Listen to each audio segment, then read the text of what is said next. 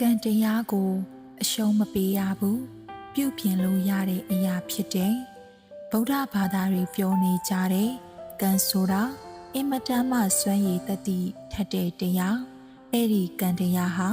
ဘသူတွေရဲ့လက်ထဲမှာရှိလဲဆိုရင်ကိုယ့်လက်ထဲမှာရှိတယ်လူတွေကကံကိုလက်မြောက်အရှုံးပေးစရာမလိုဘူးပုရုဇဉ်ဆိုတာမကောင်းတဲ့အမှုတွေပြုမိတတ်ကြတယ်ပြုမိတဲ့အပေါ်မှာစိုးရိမ်စိတ်တွေဝင်ပြီးနှလုံးမသားရမှုတွေဖြစ်ဖို့မလိုဘူးကိုလုပ်တဲ့အလုပ်ဟာမကောင်းဘူးလို့သိရမယ်မှားတယ်လို့မြင်ရမယ်မှားတယ်လို့မြင်ပြီးကိုမိတ်ဆွေထံမှာဖြစ်စေဆရာထံမှာဖြစ်စေမှားကြောင်ဝင်ခံပြီးအဲ့ဒီအမှားမျိုးနောက်ထပ်မဖြစ်အောင်ရှောင်ကျဉ်ရမယ်တဲ့ရှောင်ကျဉ်ပြီးတဲ့အခါကောင်းတာတွေဆက်လုပ်ရမယ်အဲ့ဒါဆိုရင်ဒီကံကလွတ်သွားမှာပဲသိချတယ်ဒီကံကိုပယ်ဖြတ်တာမဟုတ်ဘူးကံကလွတ်တဲ့နည်းကံဆိုတာအချမ်းအယံအကြောင်းကြီးပေါ်မှာမိတည်ပြီးအကျိုးပေးတယ်အခြေအနေကောင်းတွေရှိနေတဲ့ပုဂ္ဂိုလ်မှာအကုသိုလ်ကံက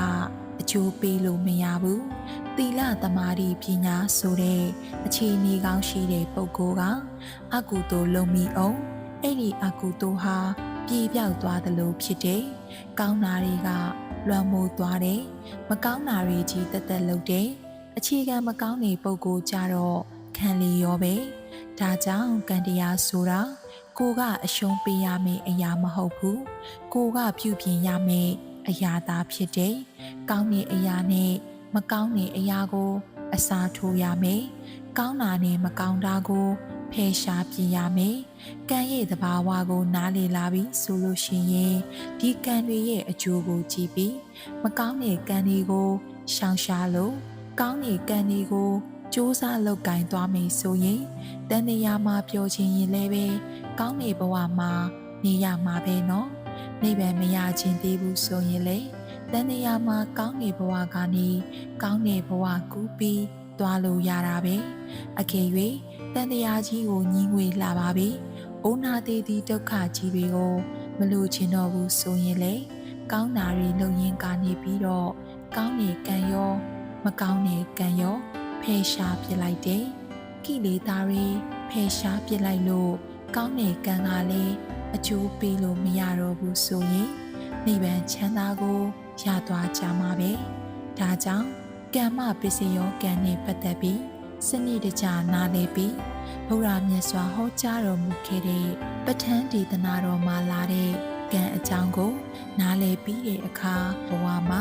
ရှောင်ရံကံနဲ့ဆောင်ရံကံ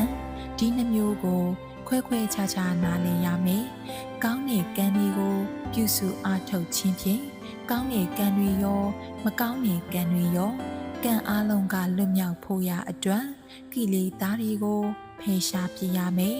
ကိလေသာတွေကိုလုံးဝဖယ်ရှားပြလိုက်ခြင်းဖြင့်တန်တရားဝိစင်ရဲကလွတ်အောင်အားလုံးကျင့်ကြံကြိုးကုပ်အားထုတ်တော်မူနိုင်ကြပါစေကုန်သတည်းကျေးဇူးတော်ရှင်မမောက်ခါကျူဆရာတော်ဘုရားကြီးဒေါက်တာအရှင်နန္ဒမာလာပိဝင်းသာဟောကြားတော်မူခဲ့သောတရားတော်ကိုကျမတို့ဓမ္မတိမ်တော်အဖွဲ့သားများမှဓမ္မဒါနအနေဖြင့်ပြန်လည်ပြီးတော့ညှောင်းဝေလိုက်ပါရရှင်